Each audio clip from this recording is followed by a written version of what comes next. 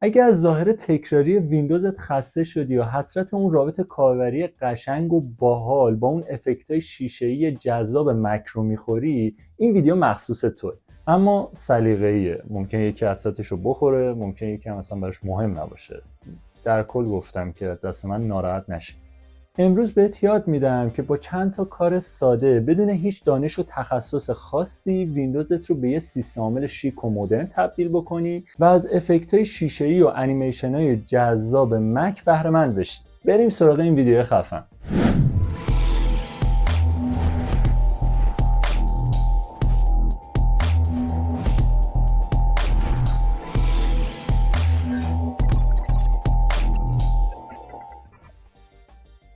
قبل از هر چیزی شما حتما باید یه راه برگشتی برای این کار بذارید که اگه پشیمون شدی یا به هر دلیلی خواستین برگردیم به همون ظاهر اولیه ویندوز، این کار رو انجام بدید. بنابراین شما نیاز داریم به یه ریستور پوینت. توی منوی استارت ویندوز سرچ بکن Create a Restore Point و اون رو کلیک بکن. بعدش مطمئن شو که پروتکشن برای همه درایوهای ویندوزت فعال شده باشه. برای فعال کردنش هم کافیه روی هر درایو کلیک بکنی و کانفیگور رو بزنی و Turn on System Protection رو فعال بکنی و مکس یوسیج رو هم بذار حد اکثر روی 2% بمونه. بعد هم برای ایجادش کافیه روی Create کلیک بکنی و بعد یه اسم دلخواه وارد بکنی و Create رو بزنی. حالا اولین کاری که باید انجام بدین اینه که ظاهر پنجره ویندوز و نشانگر موستون رو شبیه مک بکنید. یه ظاهر جذاب و باحالی بهش میده. برای این قابلیت کافیه برید داخل این لینکی که توی دیسکریپشن براتون گذاشتم وارد بشید و Ultra UX Temperature رو دانلود بکنید. بعد از اون فرایند نصبش واقعا ساده است و با چند تا نکست ساده این فرایند تموم میشه و نصب انجام میشه. اما خب این همه ماجرا نیست و باید بریم وارد لینک بعدی بشین و تم مورد نظر رو دانلودش بکنیم. بعد از اینکه فایل ها رو از حالت فشرده خارج کردیم، وارد فولدر ویندوز 11 تمز بشین و بعد همه محتوای اون رو کپی بکنید. بعدش وارد درایو سی تون بشید، داخل پوشه ویندوز، ریسورسز، فولدر تمز، همه محتوای فایلی که کپی کرده بودید رو اینجا پیستش بکنید.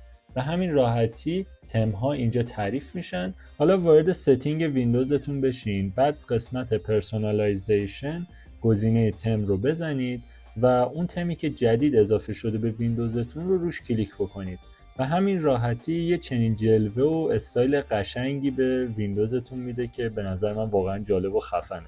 همینطور کرسر موستون هم اگه دقت کنید تغییر میکنه و یه حالت مک او اسی به خودش میگیره که خیلی باحال و کوله. بعد این کار حالا شما بهتره که اون قسمت بالایی پنجره ویندوزتون رو یه استایل شیشه‌ای بهش بدید که واقعا جذابه و میتونه خیلی خاصش بکنه. برید داخل آدرسی که توی دیسکریپشن براتون گذاشتم و DW Embler Glass رو دانلود بکنید. برای دانلودش هم کافیه که وارد بخش ریلیزز بشید و قسمت پایین صفحه این گزینه رو انتخاب کنید و دانلودش کنید.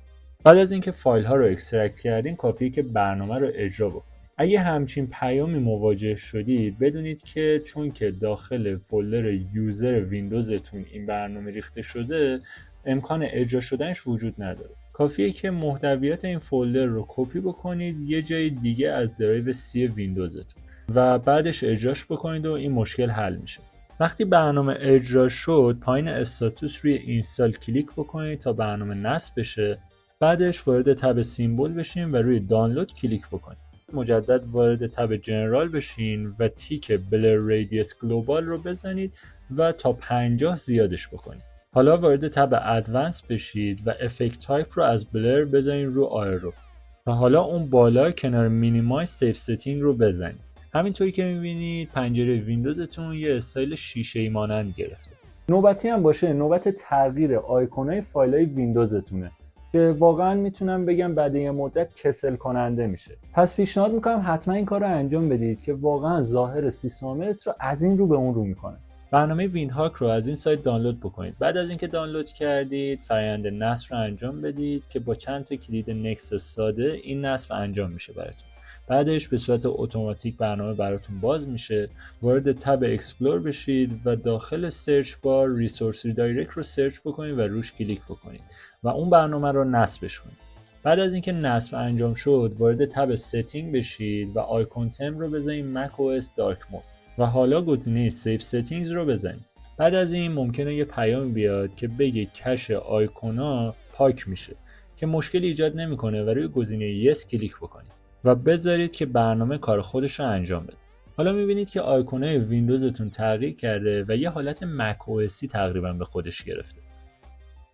حالا تو مرحله بعد لازمه که شما تصویر بک‌گراند ویندوزتون رو عوض بکنید و از تصویر پس زمینه مک که یه حالت شیشه‌ای طور هم به خودش داره استفاده بکنید. برای دانلود پس زمینه وارد این سایت بشین و بعد قسمت پایینتر فایل JPG رو از داخل گوگل درایو که این آدرس هستش دانلود بکنید. حالا کافیه روی عکسی که دانلود کردین کلیک راست بکنید و گزینه ست از دسکتاپ بک‌گراند رو بزنید تا پس زمینه ویندوزتون به این شکل عوض بشه. برای اینکه آیکون های روی صفحه ویندوزتون مزاحم نباشه و اذیتتون نکنه و حالا از اون استایلی که داره خارج نشه، کافیه روی دسکتاپ ویندوزتون کلیک راست بکنید و گزینه ویو تیک شو دسکتاپ آیکونز رو وردارین و همه آیکون‌های ویندوزتون که داخل دسکتاپتون هست اینجوری حذف میشه. این بار ما میخوایم تسک بار پایینی سیستم عامل ویندوز رو یه تغییر اساسی بدیم و تقریبا شبیه مکش بکنیم. اول بیایم به این بپردازیم که تسک بار ویندوز رو یه حالت مک او اسی بهش بدیم. کافیه که وارد برنامه ویندهاک بشید، توی بخش اکسپلور ویندوز 11 تسک بار استایلر رو روش بزنید و برنامه رو نصب بکنید. شما توی این مرحله نیاز دارین یه سری کدها رو کپی بکنید توی این برنامه که این کدا رو توی دیسکریپشن براتون گذاشتم، کافیه که دانلودشون بکنید. بعدش وارد تب ادوانس بشید و توی قسمت مود ستینگ کدایی که وجود داره رو همه رو پاک بکنید و کد کپی شده رو اینجا پیستش بکنید. حالا اگه میخواین استارت ویندوزتون هم یه حالت شیشه‌ای به خودش بگیره، دوباره وارد اکسپلور ویندهاک بشین و ویندوز 11 استارت منو استایلر رو روش کلیک بکنید. توی تب ستینگ بخش تم گزینه ترانسلوسنت استارت منو رو روش کلیک بکنید و همینطوری که میبینید یه جلوه خیلی خاص و شیشه‌ای به استارت منوی ویندوزتون داده.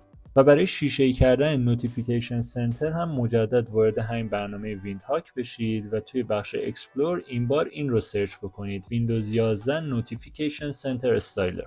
بعد از اینکه نصبش کردین توی تب ستینگز بخش تم رو بزنین روی گزینه متر. حالا همونطوری که میبینید اینجا هم یه حالت شیشه‌ای به خودش گرفته. اگه شما میخواین اون قسمت بالایی مک رو هم داشته باشید، حتما از این دوتا ابزاری که بهتون میگم استفاده بکنید و این مراحل رو پیش ببرید که این رو داشته باشید و شخصی سازیش بکنید برای خودتون. شما برای این کار نیاز به دانلود کردن دوتا برنامه دارید. اولیش رین میتره و دومیش دراپ تاپ 4. اول از همه شما باید برنامه رین میتر رو دانلود بکنید. بعد از اینکه اون رو دانلودش کردید با چند تا کلیک ساده میتونید نصبش بکنید.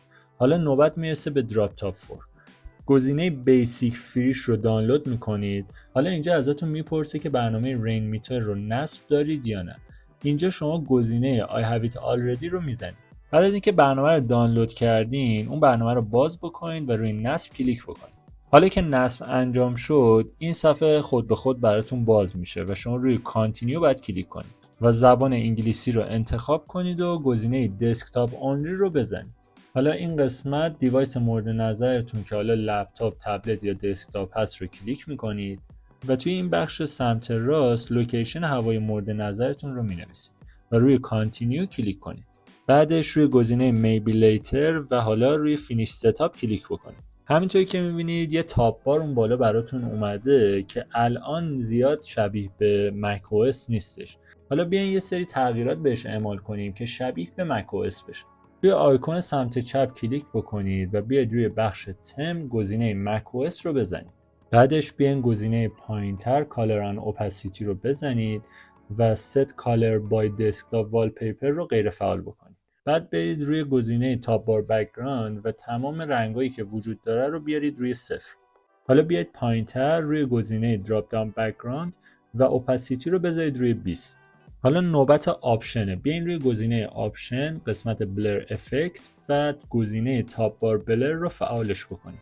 به عنوان آخرین تغییرات هم بیاین روی گزینه ست هوم آیکون و گزینه مونوکروم آیکون رو فعال بکنید و پایینتر بیاین روی پروداکت لوگوز و اینجا لوگوهایی که وجود داره رو به صورت دلخواه میتونید انتخاب بکنید و بذارین اون قسمت بالا چپ ویندوزتون. مطمئن باشید اگه این کار رو انجام بدید به هیچ عنوان پشیمون نمیشید و برای عموم مردم خاص و قشنگ و جالب به نظر میاد. برای اعمال این تغییر کوچیک وارد این آدرس بشید و بعد بخش ریلیزز آخرین نسخه‌ای که وجود داره رو کلیک بکنید و اون پایین گزینه ریلیز x64.zip رو کلیک بکنید تا براتون دانلود بشه.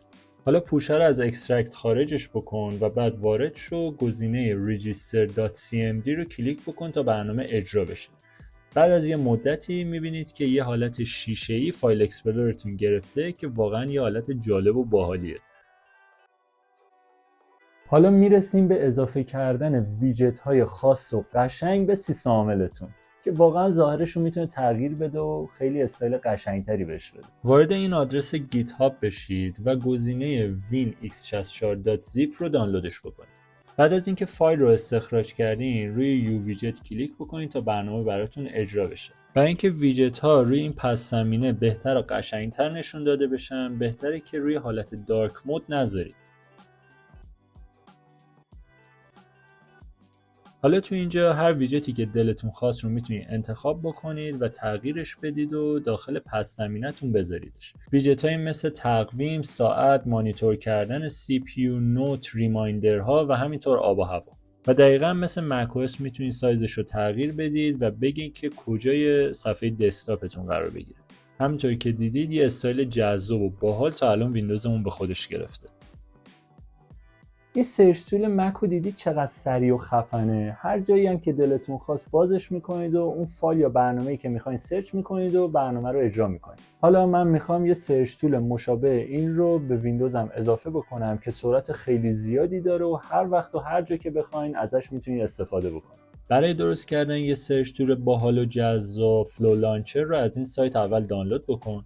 حالا برنامه رو اجرا بکن و بعد یه پروسه خیلی کوتاهی این صفحه برات باز میشه.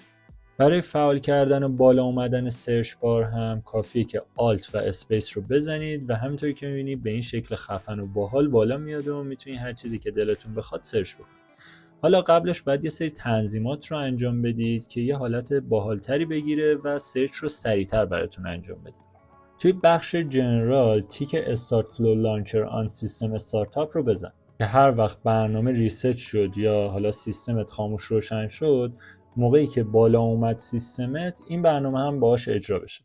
حالا وارد تب اپیرنس بشو توی بخش تم گزینه بلر وایت رو بزن و پایینتر بک‌گراند تایپ رو بذار روی گزینه آکریلیک که اینجوری یه حالت مک‌او‌اسی بهش میده و یه جوری شیشه‌ای طوره. حالا کافیه که پلاگین Everything رو که توی ویدیوهای قبلی من معرفیش کردیم توی این برنامه نصبش بکنیم که سرچ خیلی سریعتر و خفن‌تری داشته باشه. از داخل برنامه وارد تب پلاگین شو روی اکسپلورر کلیک بکن. توی بخش جنرال ستینگ ایندکس سرچ انجین و کانتکست سرچ انجین رو بذار روی Everything. حالا وقتی که شما آلت و تب رو بزنید تا یه سرچی انجام بدید یه همچین اروری بهتون نمایش میده. روش کلیک بکنید و روی گزینه نو بزنید. تو این حالت خود اپ Everything به صورت پیش‌فرض براتون باز میشه. وارد تب تولز بشید و بعد گزینه آپشنز رو بزنید و مطمئن شید که تیک Start Everything on System Startup فعال باشه و روی گزینه اوکی یا اپلای کلیک بکنید. حالا ما یه سرچ ستینگی ساختیم که دقیقاً مثل macOS سریعه و هر چیزی که دلمون بخواد رو توی کسری از ثانیه برامون پیدا میکنه.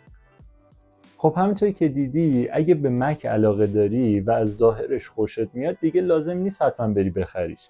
کافیه با چند تا کار و ابزار ساده ظاهر ویندوزت رو تغییر بدی و یه حالت شیشه‌ای خفن بهش بدی و اون رو به یه سیستم عامل شخصی سازی شده و جالب با افکت‌ها و انیمیشن‌های جذاب تبدیلش بکنی که همه رو شگفت زده بکنه.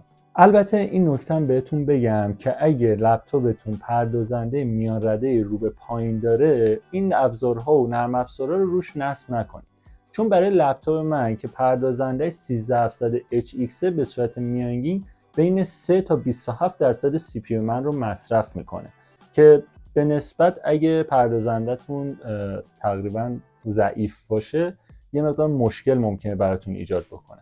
همینطور اگر رم کمتر از 16 هم دارین پیشنهاد میکنم که این ابزارا رو نصب نکنین که موقع کار کردن باهاش ممکنه یه مقدار مشکل بخورین و یه مقدار لگ بزنه ویندوزتون. حالا نوبت توه. کدوم یکی از این ابزارهایی که بهت معرفی کردم بیشتر برات جالب بود و واقعا حال کردی و روی سیستمت نصبش کردی؟ و اینم بگو که کدوم ابزار دیگه ای رو میشناسی که ظاهر ویندوزت رو بیشتر شبیه به این سیستم عامل مک بکنه. حتما تو کامنت ها بنویس. ممنون که تا اینجای ویدیو همراه من بودید. اگه از این ویدیو خوشت اومد لایک رو بکوب و ببینم استقبال زیادی اگه ازش بشه قطعا ویدیوهای بیشتری راجع به شخصی سازی کردن ویندوزتون و تغییر استایل ظاهری ویندوز به یه ظاهر شیک و مدرن بهتون آموزش میدم. امیدوارم این ویدیو براتون جذاب و مفید بوده باشه و سابسکرایب و زنگوله هم بزن که ویدیوهای خفن و کاربردی بعدی رو از دست ندید. تا ویدیوی دیگه فعلا.